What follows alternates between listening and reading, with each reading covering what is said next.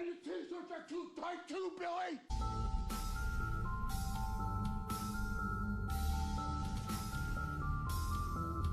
Hey! What's up, man? Welcome back.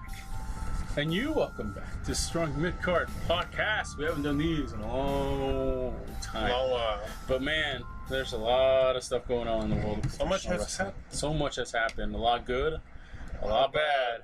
But let's hit it up. So let's start off really quick with our AEW Double or Nothing quick review, man. Just overall, what'd you think of the show? After the second viewing, I thought it was a solid show. Yeah.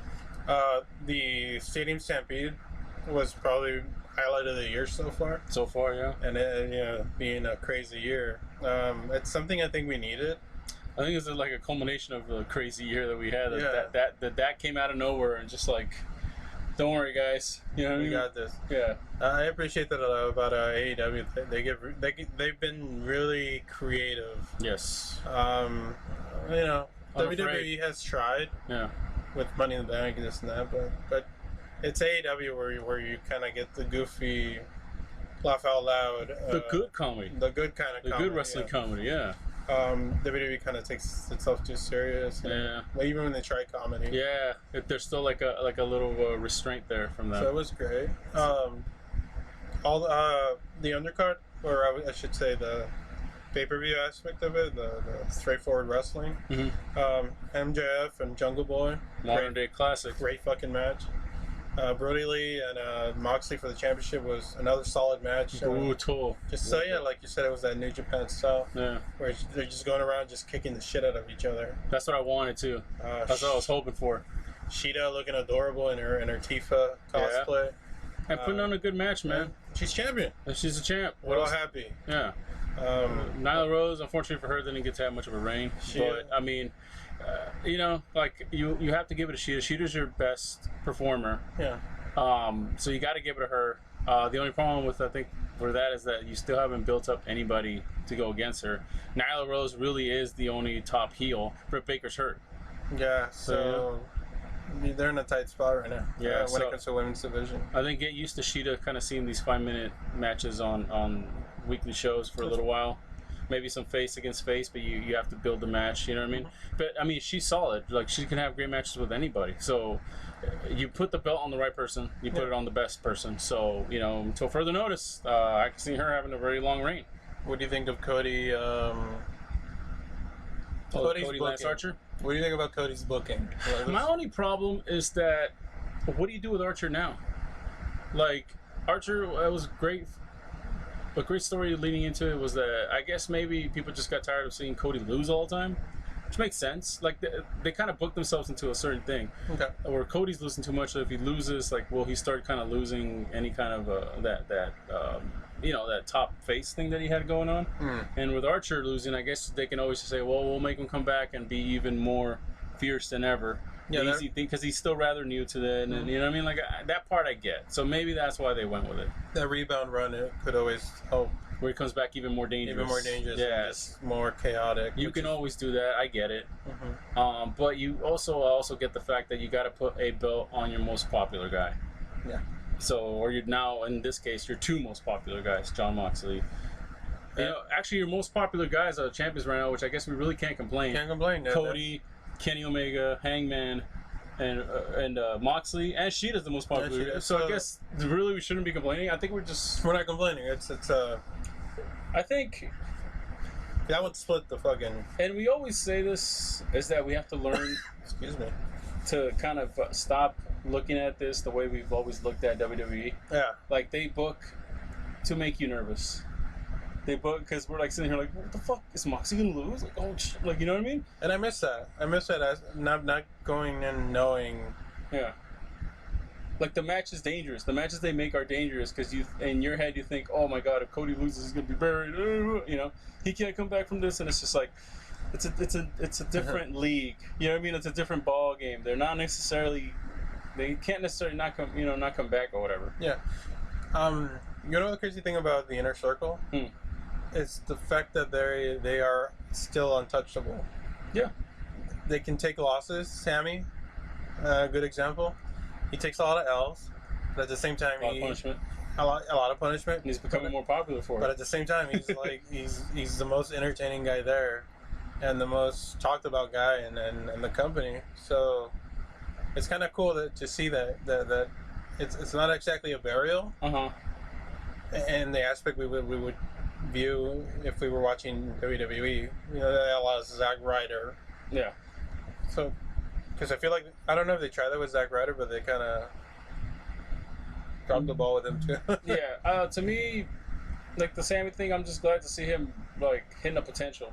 Yeah. And it brings me to this. The one thing I did take from Double or Nothing is their core of their next up guys looked amazing the whole night. Like Sammy looked great, obviously. MJF and Jungle Boy looks like a match you're going to be watching for a few years.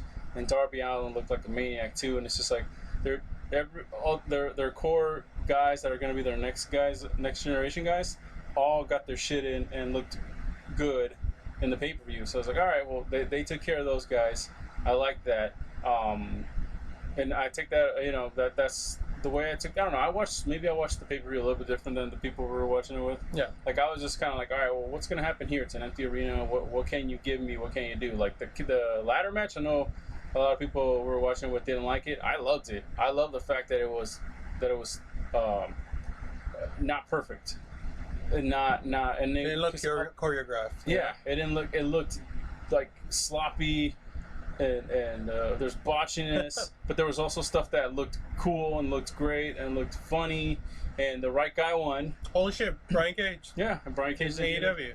I missed that. Like I was telling you guys, I'm like, this is ECW. Like I miss the fact that you're just like, holy, like anything could happen, and you're like, fuck, something bad could happen, something funny, something great could happen. You know, you don't know, and I love that dangerous aspect that I think wrestling doesn't have anymore. So to me, I appreciated the fuck out of that ladder match, man. I thought it was an Orange Cassidy looked fucking amazing. There's another guy who looked great that night. To the fact that he didn't give a fuck about a fucking ladder match. He didn't even know what the hell how to win. So you know what I mean? Like I liked it. I enjoyed the whole thing, man. If I had to give it a grade, I would have to say it was like a solid A-. The whole pay-per-view. Yeah. Yeah. I just recently watched it. I watched it again yesterday. Okay. I waited a few days. Yeah. And I watched the whole thing again yesterday, and like I didn't fast forward through anything. I watched the whole thing. I was like, yeah, but it's okay. Like I wasn't watching it with rose-colored sunglasses. Like I enjoyed the hell out of it. Yeah. So that was my take. So overall, great night. Great night. Great It's night. a great pay-per-view. Great night of wrestling. Yeah, like you said, the Stadium Stampede match is a classic. It's a modern day classic that we're gonna. It's going down in history. It really pissed off Jim Cornette, so you know it was great. That was great. Yeah. Yeah. It's going down in history. It's one of those. You know, Shut up. yeah, it's gonna be great. If it pisses off the old guys, you know you're doing good. And there you So go. that's the best part of it. All right, let's get right into Dynamite. So I only saw the second half. Okay. So what the hell happened? Let me get my notes. Oh, Roger the notes. It's not just me. We're not just texting people. So yeah, we get Matt Hardy and the Young Bucks versus Private Party and Joey Janela. Mm-hmm. It was a solid match. I think one of the two. Isaiah Cassidy. I think. Mm-hmm. I think he injured his leg, like a legit injury. Mm. The match was a little sloppy here and there, but overall, I mean, Matt Hardy still looks great. The Bucks being the Bucks, but kind of sloppy here and there. But it ended up being a great match, Mm-hmm. and I was really entertained. So the Young Bucks are waiting. Yeah. You know something's up because they're chilling there, and then they get attacked by the Blade and the Butcher, and you're like, Well, we haven't seen him for a while, true. so. And in my mind, I'm thinking, fuck, this feud again? Like, not this feud again. It's just like, Blade and Butcher just. The Butcher and the Blade need to be slowly built up. I think, Yeah. Again. And then Have to be some jabroni teams and some kind of mid-level teams before they make them. You know what I mean? Because they kind of jobbed them out. yeah. So they definitely need to be built back up. So I see what you mean because I saw the clip later, like before you got here, and I'm like, and then I was like, okay, what led to it? I get. And then I see what you did there. this truck rolls up, and immediately you're like, They didn't run over one guardrail like Cody. and then I'm like, oh shit, it's probably the Revival, and it's FTR, which is fuck the rest. Yeah, beautiful. It's just fucking great. They help out the Young Bucks, and I'm telling you, dude, we are gonna get some fucking classics going forward. This is potentially like for the title, if it goes down that route, we're gonna get some crazy fucking matches. Like, I'm seeing who's coming in and stuff and who's there, and I'm like, man, those Bucks are never gonna get those titles because you know they're gonna want to put everybody else over. Yeah. So like when they finally win the titles, it's gonna be like a huge thing. But I was just like, man, like I saw that clip. I'm like, man, those young Bucks are never gonna win the fucking tag team titles. Yeah, they're selfless. Like that. The only thing I can say about that is that I hate the fact that we don't get to see the pop. Like with the Matt Hardy and the Brody Lee and then that, I'm like, man, can you imagine? With the crowd, how crazy it would have been. So then, stupid COVID. Moxley comes out, and I thought he was going to cut a promo, but he sits down with the commentary. Okay. And, Brian Cage was announced for Dynamite. Fighter Fest. So, Taz is his mouthpiece, which is great. Taz is going to get this guy fucking... If he has it over himself, he has a mouthpiece in Taz that's really going to push him over. And they have a fucking rocket strapped to this guy. And Brian Cage just dismantles, I forget his name. Lee Johnson? That's the guy who they like fucking job out the most. Yeah. He just fucking destroyed him, and he's their Barry Horowitz. And made Cage look like $1 million, and you don't need much to make Cage look like $1 million. Yeah, man. If you've never seen his work, and then Lucha Underground, look it up. Look at Lucha Underground, Impact. He did great. I saw him at Bar Wrestling. He did amazing against Dago. The fact that dude doesn't blow up so easily. I'm just like, man. You know what I mean? Like, all that mass, and that dude can go for like 15, 20 minutes. Cruiserweight. Move around like a cruiserweight. Yeah, so it's just like, good pickup for them. Do you think, would you be okay if Brian Cage took the strap from... Would I be okay? I mean, I'd be fucking all over it, but I would Brian Cage mark for the longest.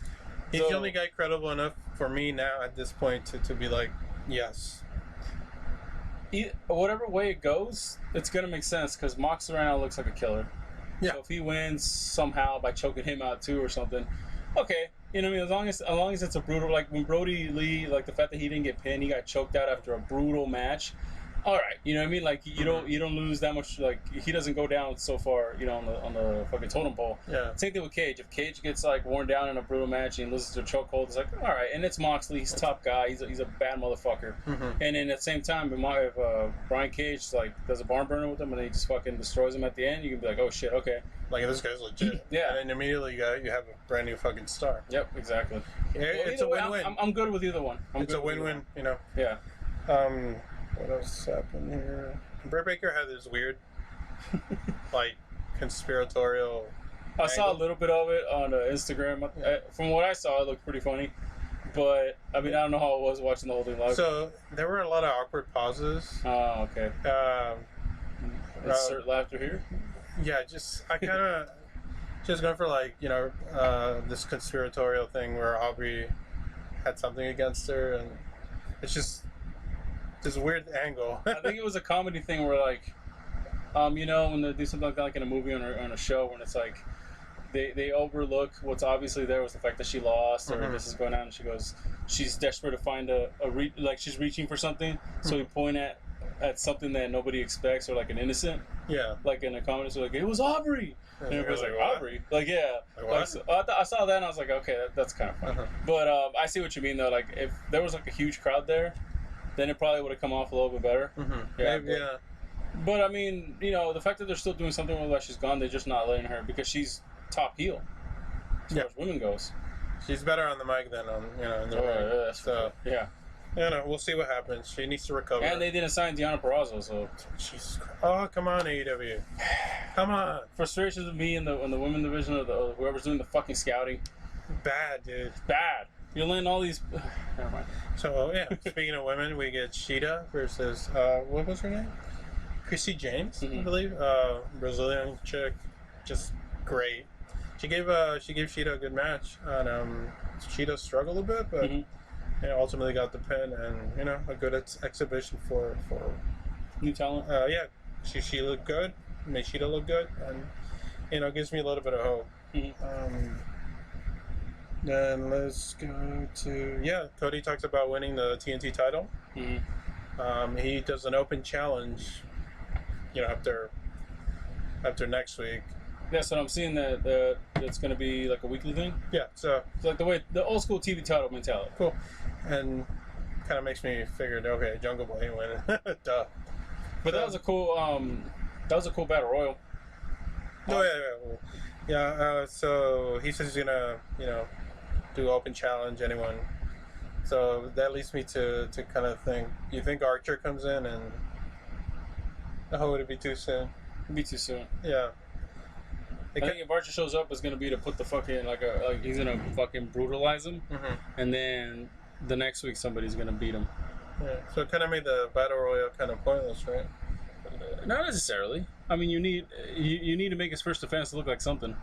Yeah. So it's like Jungle Boy, and Jungle Boy's losing all the big matches, but he's getting over by losing, which is hard to do today. Yeah. Very hard to do today. He has a sympathy aspect to him. Because he's always going to be the smaller guy. You know what I mean? He gave it his all, but he still lost. And he's still young, so he has that going for him. Is the fact that he's young, and that's why he's losing to all these better dudes. So we'll see. The belt, it really does need more color, more fill-in, more. If they say it's unfinished, can't wait to see the finished product. Yeah, I'm sure it's a beautiful belt once it's done. Yeah, I was kind of like when I first saw it the same way I saw the 24/7 title. Yeah.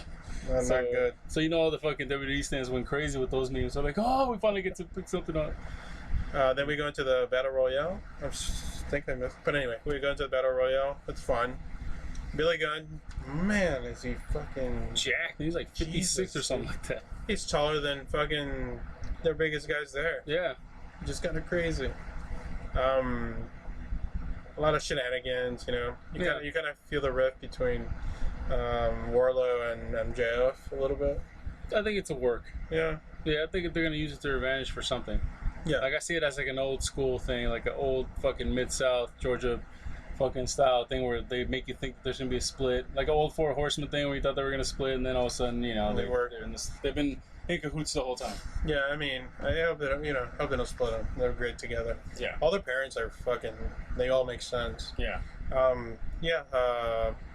We got Jungle Boy and Orange Cassidy as the last two, and either of those guys winning would have been great. But Jungle Boy wins ultimately, and he's gonna have a great match with Cody. And yeah, can't wait for next week. Then we have, of course, the pep rally. Oh yeah, the pep rally. It was pretty funny. That was funny. Yeah, I had fun with it. Jake Hager stole the show for sure. Jake Hager with his little poem. And Sammy doing what Sammy does, man. It was the best dad jokes. I thought that was pretty funny. Like I said, like their comedy is actually funny. Like it's not, it ain't no Uzi hot, but it's still pretty good. No, Uzi hot was like top tier. Like this is what it is. It's not forced comedy. Like Chris Jericho's a naturally funny guy. He's always been a naturally funny guy. Yeah, just Sammy, same thing. Like if you watch his vlogs, he's a pretty funny dude. Like Santana Ortiz, fucking hilarious. They're all great. Yeah, they're all great. And Hager, he's never been able to when he does. He's like Silent Bob. So when he says something, people listen. Yeah, exactly. So I thought that the ending of that poem was fucking great when he did you said a few. What? He did the Taken. Nisa movie. Yeah, Taken, and then he went into that speech that lady did at the end, or Tommy Boy when those kids were making fun of him. I know where you're living. I know where you're sleeping. I'll make sure you will regret. Oh my God. Yeah, so that was great. And then the brawl at the end. You think Mike Tyson versus Jericho? I hope not. I mean, it's weird because you saw Vitor Belfort there. I saw Henry Cejudo. I couldn't tell if that was Rashad Evans or not, but I saw a lot of MMA going on in there. I don't know what's gonna happen. Maybe he's there in the tag match. Just comes in and does like a couple of things or something like that. But whatever. I mean, I hope they don't do it for a pay-per-view. I hope they do it for a show. Yeah. And I think the ratings will be able to boost here for this one. I think the ratings will be good. Yeah. But I also think NXT's ratings will be good. Which leads us right into NXT. All right. You take off. Quick NXT recap because I only saw the highlights. Okay. Let's just do the important stuff. So Maverick wins and advances to the final against Hijo de la Sombra for the whatever championship. Really? So is he there or is he not there? I think the whole firing angle was just kind of... Like it was a work? I think it was a work. Because according to people, he was fired. But I think that they're just kind of waiting maybe to give him an actual, contract or whatever the hell. Like, maybe it is a storyline to where, like, hey, come back here. Hey, kid, we want to re-sign you. Or something like that. Something shitty like that. Whatever.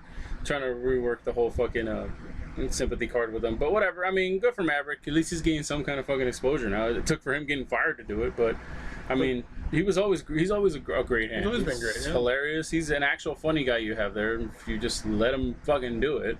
Your writers suck. You know what I mean? Fuck. AEW's proving that a room full of writers can't write funny. True. So, anyways, so that's to the final. Of course, he's probably not going to win. I'm pretty sure he's not going to win. So, and Charlotte came out and teamed with Chelsea Green, and her team won. And who cares? Io Shirai and Rhea Ripley. So I don't even know what the hell's going on there, man. Honestly, like it's because of Charlotte. Every time she comes out, I don't listen. I don't tune out. Like I know they're doing the whole thing where they're trolling the audience, and she's going like, "More Charlotte is better," blah blah blah. I'm like, I get what they're doing. Right now is not the time to do it, man, because you have nobody in the fucking crowd and nobody's watching your shit. Maybe you should give people what the fuck they want to see, which is not her. Sorry, she's not a ratings boost. If anything's gonna boost today, was fucking Riddle and what's his face, Thatcher. That should be a boost. Yeah, that should be a nice boost. Not that bitch. So moving on. Oh man, I hope somebody doesn't take this clip and ruin me and my 300 viewers. Edit. Let's see. Cole versus Dream is finalized, so they're gonna fight at the In Your House pay-per-view or whatever. Where do you see Cole going on with him? Is he leaving or is he staying? If he loses, he's gone, right? I think. Why haven't they signed him yet? Oh, the contract? Yeah. They're letting the contract run out? I think they're. You think by now he would have signed it? That's what I'm saying. If the contract's coming up soon, what the fuck? Why would you even let it get to this point? Maybe he's using it as leverage to get more money. Good for him, dude. I understand him either way. I understand if he wants to leave because if you go to main roster, there's a ceiling there. Exactly. And on the main roster, there's a ceiling that you're not going to break through. He's not a big guy. Cole's someone that Vince doesn't really. It's not going to look at him and be like. He does have the Shawn Michaels aspect to him, so he'd be dumb to not. But it's. But they could promise him the world. You just got to go with your instinct. Are they bullshitting me because they bullshit so many people? Dude, come on, Aleister Black. They have Aleister Black on main and Ricochet. It's proof positive. Yeah, it's proof positive. Nakamura. The smaller guys don't really Moon. Stop. Drew McIntyre, but he's like a fucking beast. So Drew McIntyre is one like you. I wonder why the fuck it took so long. Yeah. And then the weird thing about Drew McIntyre is like you don't know if it's working. There's no crowd. Yeah. The ratings are terrible. The ratings are pretty bad. But it could be just because there's no crowd. Like so, you don't know. You're not gonna. Can't really gauge you got to keep the bell on him until you get. Anyways, that's besides. But yeah. So Cole, I hope he leaves. I hope so and too. I hope they give the belt to the Dream so they can see how fucking terrible he is. So I'm not a fan of that guy. Plus, the stuff that's going on. Plus, anyway, you have Karrion Kross who can be. Yeah, he can be a top guy. He can be the top guy, be the champion. Top heel. So I don't think you'd miss Cole that badly. Yeah, I mean, you have a lot of people that's going up, but for some reason, NXT nothing's hitting right now. They feel kind of directionless, huh? It feels like what's the point? Well, with me, it's like I can't shake the developmental aspect of it. That too. Do you get me? The next step is still main roster. Still considered main roster. So nothing here is like consequential in any way. Yeah, it's like what's the point if I get like my hopes up? Like let's say you're really invested in Velveteen Dream, okay, right? And then he wins the title, and and then he loses. Like, he's going up to main. Here we go. And then you're not gonna be able to do everything you do with him here, there. I think he's gonna be. He's already been exposed kind of as a almost like a one-trick pony. So if you get to the main, it's like, is he gonna just cosplay all the time? You know what I mean? Like, and that's the thing is like he's just Rick Rude. And Vince isn't really gonna go with that. Yeah, exactly. So I don't know, man. Like I said, it's hard to be invested in him when there's like the ceiling, like you said, is there. NXT's the ceiling. So we'll see if Cole can bring a great match out of him because the last time wasn't. I mean, it was all right. All right, Thatcher wins that cage match, which is kind of surprising. Yes and no. So Riddle's going up? Who knows? And if he does, on SmackDown? I mean, you can get away with Lawrence, but I mean, you can't really differentiate right now. Because I think his contract's coming up too. Yeah, he'll resign though. I think so. Nothing is for sure anymore, man. That's what I'll say about that. But like the people whose contracts supposedly are coming up, all right? Yeah, after the purging. Cole, him, Kairi Sane, I think her shit is up pretty soon too, and Io Shirai. That's 4 pretty big fucking names, and if anybody I've missed, then let me know. But if all 4 of them left, I would not be surprised. Like, I heard that Io Shirai would have made more Stardom. And She would have made more Stardom. Yeah. AEW would be fucking stupid to let her slip through their fingers. That'd be fucking stupid of it. Her or Kairi. And Kairi, like or both. Like you get a dude. Come on. If you can work out somehow with Stardom, and I bet you could, because you got Riho over there, you got Shida already over there, Yuka coming back and forth. It's easy. I think if that's the possibility, like definitely they need to jump on it. With Riddle, I'm not sure you need Riddle, but it'd be nice. He'd be a good hand to have there. Like I would love to see Riddle versus Moxley, just in a brutal fucking war. But I also like to see Riddle go up against Minoru Suzuki in fucking New Japan or Okada, and have them just slug it out, or Ibushi. Like I honestly, I want him to go to New Japan first and get some like a nice year in there. Get him in the G1 for a bit. Yeah, fuck yeah. And Cole, he has to go to AEW. You know what I mean? Like go there and do if he goes. But who knows? Like you said, money talks. But then again, a lot of these guys, money isn't that important of a thing anymore. It's creativeness. You know what I mean? Like this generation of guys isn't necessarily obsessed with money. They're obsessed with like getting control and getting their vision across too, or doing like being involved, doing being stuff. relevant. Somehow. Yeah, like not just sitting there and waiting for somebody to call your card. Like so, I can see, like I said, all 4 of them, I can see them leaving, and I kind of hope they do. So, anyways, what were we? Thatcher wins. Thatcher wins. And if Riddle shows up to SmackDown, I have no clue what the hell you do with him. What do you do with Riddle? What do you do with him? Does he lose to The Miz or Corbin? Does he feud with Corbin? Yay! Feuds with Braun Strowman? Okay. Yay! Like SmackDown. Anyways, I don't know. God damn, man, WWE is just so like terrible right now. Anyways, pandemic which really sucks. Exposed it really fucking shitty. Really, it really sucks because it's a transition to the next section, which is also really sad. So, WWE is sad because we know they can do more, and it's infuriating. And then you just as a wrestling fan, you just get beaten down to a point where you don't really watch anymore. And you're just sad and tired. Yeah. So, anyways, let's transition into the next one. Shad Gaspard passed away not too long ago. Heavy. And that hit hard, man. That hit hard. Especially the way he went out. He went out a hero. Yeah. That's the way I want to remember. And then that's what I was going to ask you. Like, you're a dad. Is it one of those things, like, you instantly, like, you don't have to think about it. You're like, yep, that's exactly what I would have done. Yeah, it's your child. Like every person that speaks out of today is like, yeah, that's the way he went out, and that's what I would have done. That's absolutely what I would do. My kid first, man. Yeah. And how bad were these riptides that this dude's like 6'6". And remember when he first started in WWE, he was a bulky dude. Fucking powerhouse. But like lately, he was fucking ripped to shreds, man. Was he in such a great shape? That's why I'm like, how heavy were these riptides that he couldn't get out? Nature's a fucking bitch. And was he the only one that didn't make it out? Because I'm guessing there was a lot of people in the water, right? Those riptides are fucking...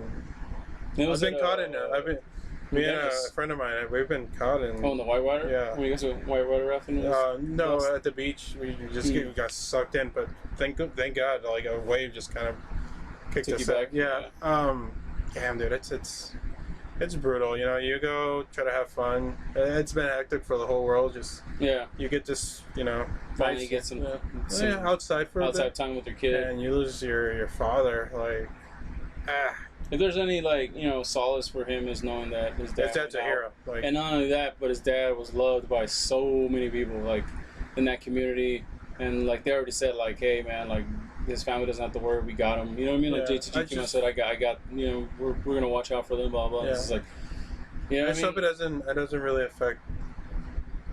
It's a horrifying thing, but it's trauma. I hope his son doesn't really blame himself. Yeah, I mean it's gonna take a while, dude. Like that you don't forget about that. But RIP for Shad. I wanted to say, hey, like, what's your best memory of him? And really, it's not even from wrestling. Though I loved Crime Time. I hated the fact that they never went with them, and fuck WWE for that. When they were white hot twice, I think when they came back, they were white hot again, and they still didn't go with them. But my favorite memory of them was, or Shad, was the clip of him and MVP celebrating Kofi's victory. Oh, dude. Because it's like you see like they didn't win, but it's like you see like this weight lifted from them. Like finally, like you know what I mean, like what like, we've been advocating for. It's like it's happening. You know, like and the fans had it too, but it was like to see it up close, to see two guys that were in there with Kofi when he first started, and they all kind of, I guess, were around at the same time, or they all know each other forever. And, like you see MVP and him like embrace. Like at first they were just kind of like, yeah, that's awesome, and then they hug. When they hugged, it was like you just felt this like weight just lifted, and just like this emotion took over. Like I got like misty-eyed when I saw that. I got really happy when I saw Kofi win, but when I saw that clip myself, it's just like you were there with them, because as a fan you were kind of like waiting for something like this to happen. It's a brotherhood, and you're just like, you know what I mean, like, and then you felt it in that clip. So that to me is like the necessarily wrestling related, but that's the one that I take from that. Crime Time, they were so entertaining, dude. Like, but I always felt, they were stifled with bad creative and just there's so much potential, but you know, like they were afraid to pull the trigger. Afraid to pull the trigger with these guys, and they were so entertaining. They came around the time where I just kind of, it was getting boring. I checked out a little bit. So, I mean, I knew of Prime Time, but part of me just kind of checked out. Yeah, like for me too. I was getting to that point where it's like my little brothers were still watching, and I would sit there and watch the Crime Time thing. Yeah. And then I leave. I'm like, all right, I'm out. You know what I mean? But like I wanted to see them because it was funny. It was genuinely funny. And then they were, like I said, they were white hot, and they didn't fucking go with them. It was always like a sour spot with me. I'm one of many that's to do with WWE. So let's put him in the Hall of Fame next year. Yeah, you gotta do something. Or Heroes, the Hero Warrior Award or whatever that thing is. Yeah, like, you know, like you said, he went out a hero. He's gonna be remembered as that. Like, obviously the tragedy, but the biggest thing that's gonna go with it, I think, is the fact that he went out saving his son. Yeah. Like, you know, and it's not obviously it's tragic that he died, but it's not like, you know, you're gonna hear Shad Gaspard died a hero for the rest of forever. Yeah, like, that's what you're known as. And hero. And if you're gonna go out.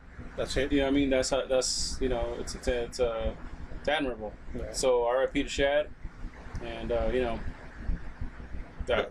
Yeah. I mean, let's all keep him, his family, and all that in our thoughts and prayers if you're a praying person. You know what I mean? Send positive vibes that way because they need it right now. Yeah. The whole wrestling community, all his friends. That's right. So, all right, moving on. Even sadder news for me because I mean. You know me, I'm a huge Stardom fan. Yeah, I was a huge fan of hers too. I know. Yeah, like I know you're not a big Stardom fan, but I know you were a big Hana Kimura fan. I was such a big fan. of hers. And so was I.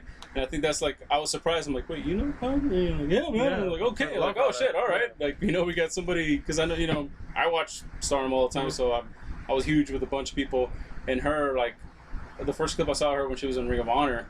So I was like, oh, cool, you know, and then I saw her kind of turn up a little bit, get the wheels going and Stardom, and I was like, oh, okay, they're going to go with her. And then watching her ring stuff, I'm like, dude, she's a star. Yeah. She speaks English, just cute as hell.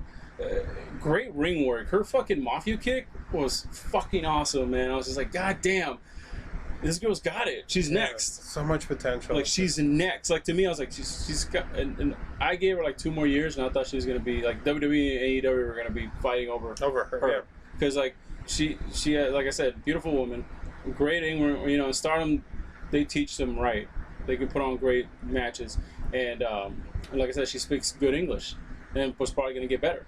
Yeah. So, like, you know, that night, man, like, I saw a couple of pictures of her. And I was like, oh, man, maybe she's like, you know, they're getting ready to announce their next thing. And then finally, like, I was going through and I saw one that said RP. And I'm like, what the hell? No way. And I, like, went out and I looked and I was like, fuck, no. Wow, why? What? Like, what the hell, you know? And then I saw why, and it was just heartbreaking, man. Like, it infuriated me. It's like, just... Like, I know suicide's a big problem here, but suicide's, like, a really big problem in Japan, too. Yeah. And, like... It's heartbreaking, man, because, like, 22 years old, baby, everything waiting for her. You know what I mean? She had the world ahead of her. She was just about to get the key to the fucking car, you know what I mean, to drive it. And, yeah, man, like, I'm still having a hard time with it. Like, I'll be scrolling through Instagram, and I'll see a picture of her or a clip of her, and I'm just like, fuck. Like, you know what I mean? I think it's depressing, because... It is very sad.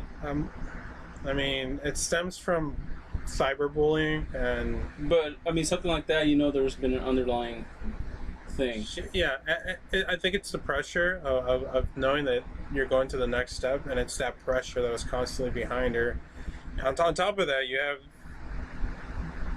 this incident where it stems from that reality show, right? Yeah. Where she slapped another person, and she got a lot of hate for that, and it was just constant. And it's probably on top of a bunch of criticism that she probably already gets. and she got pushed over the edge, and next time before you post something, just think, some everyone's going through something. Just like we do a lot. If you follow our Instagram, we do a lot of joke memes. Yeah, but that's what it is. We try to find the humor in something. We don't necessarily go out like we joked about Roman Reigns constantly. Yeah, but like when real life takes over, it's like, look, we don't hate the guy. We're just joking with the fact that all this is going on around him. The dude's a stand-up dude. Like we're never gonna, It's a character. It's essentially we're making fun of the character. Yeah, you got to separate the thing. It's two separate things. Yeah. And I don't know how it works in Japan as far as like the Stardom things goes, because from here, it's nothing but love. Like when we see Stardom stuff, and like I go through the comment section of theirs. Everybody that's a Westerner is like nothing but love, But I don't know how it is as far as like their own countrymen. You know what I mean? Like I don't know how the here you get a lot of sexist stuff towards the women. I don't know how it is over there, but it's like the disparity of like tenfold maybe of like men. The laws to protect women over their harassment is really fucking bad. I was watching something on it today actually about like cyber stalking and that kind of stuff in Japan, and it's like it's terrible. Shit. It's terrible. These guys only get like cited and this kind of stuff, like they're told, hey, don't do that. You know what I mean? So like as a woman over there, it's already tough. And number two, like, and then we know a lot about that because of with the music channel thing that we do too. We cover a lot of Japanese bands, and we see it. You know what I mean? Like a lot of people go, oh, you guys just, I'm like, no, we're music fans. It just so happens that. Why is it bad that girls are rocking? Or why is it bad when girls from another country are rocking? We don't see that as a bad thing. You know what I mean? So when it comes to wrestling, for us, it's just like natural. Like I think we're more, probably bigger wrestling fans of, like when we started watching clips of Japanese women wrestling, we're like, holy shit. You know what I mean? Yeah. So that's how I got hooked. Because I was a big fan of Stardom and a bunch of other girls that I follow from there that are amazing. Like she had a series of, like this series earlier this year, she won the Queen, their tournament thing, their G1. She won it, so I was like, that's it. It's here we go. Keys to the city. And then they brought in that Julia girl, and they had like this fucking fight. I couldn't tell if it was real or not. They're like, they spit in each other's faces, they're pulling each other's hair, and I was just like, is this legit? What the fuck is? I'm like, holy shit! And they had a match, and she lost. But like. To me, I was like, is this gonna be like her yin and a yang? You know what I mean? So I was getting excited. Like it was gonna be great. Like, and I didn't. Obviously, nobody got to see the match at Wrestle Kingdom because it wasn't recorded. But from what I hear, it was a great match. And like I said, it was the next level, man. It was a Bushiroad that was New Japan just bought Stardom, so it's like everything was in the pandemic hit. Yeah. So it's just like it's depressing. It's really, a dark week. It's really fucking depressing. It's sad. Heartbroken, like as many as the fans are. Yeah, and shit, man. There's just, what can you say other than like what you said, that nowadays you definitely have to kind of watch what you say.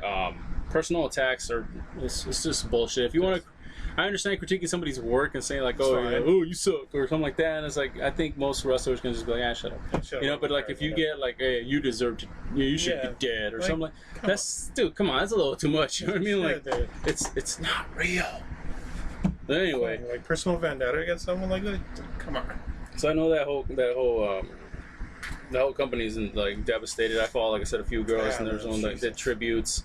Like just name a few. Starlight Kid, I'm a big fan of her. She put out something. A few other girls that I follow on there. So, like you said, we gotta kind of, especially with women who they're in a sport that's traditionally men, and we're brutal to each other. Yeah. And but maybe like that. It's still women wrestling the way, especially the way it is now, is still young. Like them being not just opening dark matches, like actually within the match, or like Stardom's case, a whole fucking company. Yeah. You know, like it's still relatively young. You know what I mean? Like they're She would have been a flag bearer. Let's be a little bit more supportive. If you want to see better wrestling, how about you fucking support better wrestling? Support the fucking girls. You know, especially in a country like Japan or Stardom, where they put each other through the fucking ringer. Like, if you don't watch their practices, like I think Emi Sakura posts a lot of stuff from the training from the was it the I forgot the name of the company, but they literally practice in a room and they go at each other. You know what I mean? Yeah. And it's like humble beginnings to get to that ring, and the amount of work that they put in and how they brutalize each other. I mean, one of them just dropped out, had to retire because of neck and back injuries, like right before Hana Kimura died. Wow. And she was one of the other up-and-coming girls. It was like, come on, man, we got, you know, if you want better, how about you support better? Yeah. Stop being a fucking asshole. Which leads, it's also like, this is the tricky part, because this is going to be maybe a little bit contradictory when we go right into the JD thing. JD, fellow podcaster, way bigger podcaster than we are. I'm a fan of JD. I love his content. I love his content. Yeah, he's a great. He has his moments. Look, when he's great, he's great. Look, I'm not really defending what he said, but when you're on a roll, we're just going. When you're riffing, you're riffing. Yeah. You say some stupid shit. But there's, I think, behind it is it's. If I have any critiques of JD, is that he does that sometimes, where he just kind of keeps going and keeps going, and sometimes he'll say jokes that don't land, or just a bunch of filler shit, or like stuff that doesn't make real good sense, you know. And like I'll just find myself going, "What?" You just shake my head. I'm like, "All right, dude, come on." So you can tell he's a Dice fan. Yeah. He's an Andrew Dice fan. He's a true New York guy. He's a New York. You get it right away. If you don't get it right away, you don't get it. Yeah, Andrew Dice Clay. His comedy is very like sexist but it's just, you know, it's never malicious. I think JD's got his cornerstone attacks and jokes. Yeah. Alexa Bliss is definitely one of them. Yeah. Charlotte's another one. Yeah. Calls her Titus. You know, like he has Humberto. Yeah. He has his core people that he goes after. I think this one he just kind of wanted to throw it out there as a joke. Yeah. Obviously, I mean, and this is from like 2 years ago or something like that. So if you're gonna dig up, I mean, it was something that was dug up, and you know, context. Because I thought people, because they were saying like, oh, like when you text me like, oh, JD's in trouble. I'm like, what? I'm like, for the Ryan Stanton thing? And I'm like, you know, it's Ryan Stanton's whatever, dude. Like he's the biggest, one of the biggest shills you're ever gonna see. You know what I mean? Yeah. And you know, because I was watching the show of that morning where he's like talking shit on set and telling him about the whole stalking a porn star thing, and I was like, is that what this whole fuss is about? And then like I got into it deeper, and I'm like, oh. Yeah, the whole Alexa Bliss thing. Yeah, I saw the clip. I'm like, oh, dude. I'm like, I don't remember that, but fuck, dude, Jesus. Like, it's isolated clip from a burner account too, by the way. Yeah. From Gay D from New York. I thought that was pretty funny. If you haven't seen Cronen's take on it, it's pretty hilarious. You watch it. It's fucking funny. But did they bully? Because Alexa Bliss goes off, and like I read her response, and it sounded like Alexa Bliss the character. It didn't sound like Alexa, whatever the heck her name is. Like it sounded like Kaufman, I think it is. Lexi Kaufman. Like it didn't sound like Alexa Bliss the character. It sounded like Alexa Bliss. I mean, it sounded like Alexa Bliss the character, not Lexi Kaufman. Yeah, like something her character would say. Yeah, like she was like, "But excuse me," blah blah blah. And I was like, okay, like so I didn't think anything of it. And then it was like Sonya Deville threatened to beat him up, and I was like, God, don't do this, Sonya. You're one of my favorites. You know what I mean? Like, don't do that. I mean, and then of course, Braun Strowman had to open his fucking stupid mouth. Here's my problem with Strowman. I wish he would show that kind of intensity in his actual promos than he does on his fucking Twitter. I wanted to be like, I was like, man, somebody should reply like, this is the best promo you've ever done, and you're going after a fucking podcaster, you know, like, you asshole. Like, why don't you ask your fucking writers to write you something that's good? Like, in my head, I'm like, wow, I haven't seen him show this much passion ever. And so it's like, the wrestler's going after him. Like, what you think that just contradicts them and their be a star bullshit and all that? Some of them, they didn't. The people that went after him hardest were fans. Yeah, like threatening, called his house or threatening to kill him. Yeah. Death threats. I mean. And if you listen to him, you know that he gets a lot of that kind of shit. He gets it either way. But I think this one was like insane. It was just. They went to his family. That's a little. Sure. Oh. That's a little much, guys. Come on. Yeah, so pretty much, and then he apologized. He apologized. I was kind of like, I was wondering. I was like, is he gonna double down? Like, He tried. That's what I thought. did. That's what I thought was gonna happen. I He thought he did, was gonna be but- like, fuck it, I'm just gonna fuck you, fuck everybody. But He did, but he works for Hog. that's true too. And I he didn't has- take he account has of to that. protect that too, so he had to apologize. Yeah, I don't know, man. I'm not gonna lie. I was not disappointed at the fact that he apologized. I was disappointed at the fact that he just say fuck it, like I'm gonna just Burn it I'm down. gonna just fucking burn it down. I'm gonna just let it burn. But the sadistic side of me wanted to see that. But I mean, hopefully, it seems to be dying down now. Yeah. Hopefully, we're waiting for somebody else to screw up and then they'll If get someone him. will screw up. Yeah. Again. So Alexa Bliss, she's good. She's better. She's gotten She's better. gotten a lot better. Yeah, I want to say she's. I I mean, wouldn't necessarily call her just sitting there.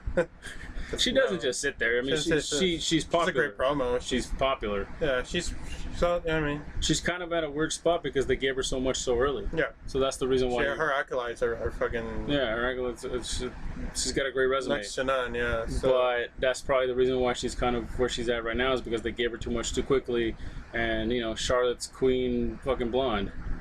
So who knows? Maybe she is a lot better if they actually let her go solo again and put on some great matches. Yeah. Because this, whatever her little show is, I don't know. I don't really watch it anymore. I know that when she comes on, I'm definitely not gonna watch. I'm just saying I'm not a fan of hers. So or Nikki Cross, what they did to Nikki Cross. yeah. So It's nothing personal against them.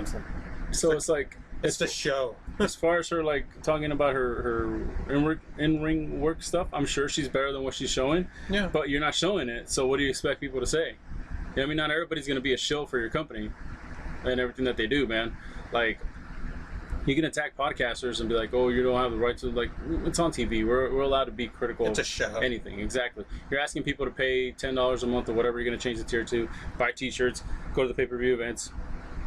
And not boo. Don't boo because it makes you this or like I said, not everybody's gonna be your shill. So I never understood that aspect of it. Paying customers can't have an input on who to boo and who to cheer for. yeah, That's weird to me. That to me pisses me off when other channels, other shows say "Oh, I hate when the stupid chants go." So you rather a crowd just be dead?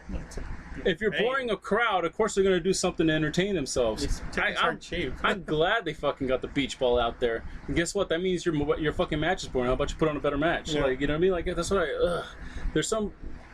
But anyway, I need to calm down because there's some podcasts I listen to that I'm a fan of to a certain point, and they start getting too Sir Larson. they get too shilly, and it's just you know what, dude, you're an asshole for saying that. Don't tell the crowd what the fuck to feel. Yeah. You know what I mean? If the crowd wants to boo, guess what? It sucks. Maybe the product should be fucking better. There was a certain podcast I was watching last week because I didn't get to watch Dynamite or NXT, so I was listening to their takes on it.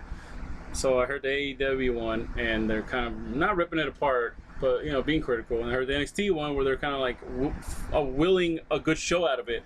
Yeah, it was pretty good. And then so I'm like, okay, so AEW means find something wrong with this, and NXT finds something good with it. Yeah. Okay, I see where you're coming at from now. Unsubscribe. So I had to do that recently with people I really like. Yeah. You just kind of, I don't know, they came out very critical, super critical of just something fun. Yeah. Something we needed, and then just it was boring. It was just, I'm like, all right, guys. All right, that's it. Like, That's it for me. quit shilling. Yeah, it's just, But then again, at the same time, it's do your show. yeah. That's cool too. But then don't get mad at me for calling you out on shit. You know what I mean? That you're leaning too much on one side. If you're gonna be fair, like you said you were when AEW was announced, then fucking be fair down the line. Yeah. And I understand we are guilty of that too because we stopped watching WWE. Yeah, so And it's hard to watch NXT every week because after Dynamite's over, I'm fucking wrestled out. So Yeah. it's hard to watch NXT. You know what I mean? The next day, especially if they're just doing the same thing over and over again. So I get it. It's just such a weird, tricky fucking situation. It really is. I guess it's like you can say, don't be critical. It's okay to be critical. To me, it's like it's okay to be critical. Don't be a fucking butt kisser or an asshole. I guess. I mean, it's the way the way I'll end it. We're critical of AEW when they deserve it. Yeah. You know, we don't wear those rose-colored rose-colored glasses. Yeah, we don't. I mean, we don't shill for AEW. Yeah. When they do shitty shit, we're just like, fuck, okay, that was bad. Collective. Yeah, we didn't stand behind Nightmare Collective. We all hated it. Collectively, we all hated it. Yeah. But just shilling for NXT or for AEW just because you hate the other brand is kind of like... It's asshole behavior. Yeah, if they do good things, they do good things. Yeah. If especially like we do this, we don't get any money out of this. We have 300 subscribers, so we're very fair and down the line in what we like. You know what I mean? There's other channels where that do it for a living. If you're gonna be getting paid and doing money and this is your job, then don't do every show and say you're gonna be fair to everything. Because you can't. Because if you're not gonna do it, then you're not. You know what I mean? Like. Why say that you are? You know what I mean? So like and that's the one thing I do like about JD is the fact that when if he likes something he'll say this was pretty good, but if it's bad, like I'll watch Steven Larson and they'll be like Raw was pretty good, like they're kind of willing it to be good, and then I'm like, well, was it? And I'll listen to JD and be like, no, it was terrible, like this sucked, and I'm like, okay. They sound like they're kind of, come on, it was good, right? And then I'll listen to What do you want to do? And I'll listen to JD and I'll be like, no, it was bad. And he's on the same thing that I am. Like when people get mad at me for criticizing WWE, I'm like, well, didn't they hire the best? Aren't they considered the best? And they have the best writers and the best staff. And you're producing shit with all the top dollar best shit. Then yeah, it's gonna get criticized. You know what I mean? If Scorsese puts out a shitty movie and he's one of the greatest directors of all time, then it's a shitty movie. Not everybody liked The Irishman. Yeah. You know what I mean? So it's like you're not gonna hit 100% all the time, but don't like will it for them. Don't show for them. So, anyways, I don't even know where the hell we went with this. I don't know. Dude. I'm tired. It's been a really bad. As far as wrestling goes, it's been such a roller coaster. Unfortunate stuff that happened, and controversies. I just want crowds back. That's all I want. So we can be fair, and then there's no excuses. There's no excuses for anybody anymore. So almost there. At the end of the day, AEW rules, and they're the best thing ever forever. Kenny, I don't know. Call me guys. Anyway, thank you for watching. Yeah. I know this one went long, but it's been a long time. I know the camera's off anyway, so I think it's all audio right now. The camera went dead. Subscribe and like. Thank you guys for all the recent new ads, and hopefully you listen to the whole way. Let us know what you think in the comment section. Like I said, subscribe and like. Don't forget to hit the notification when we drop new videos, and hopefully we're doing these more frequently, especially with the restrictions getting less and less. Stay safe, stay clean. We love you guys, and don't be a dick. Don't be an asshole. It's okay to be funny, but don't be a dick, don't be an asshole, RIP to those that we lost, and we love you guys. See you later. Bye-bye. Good night.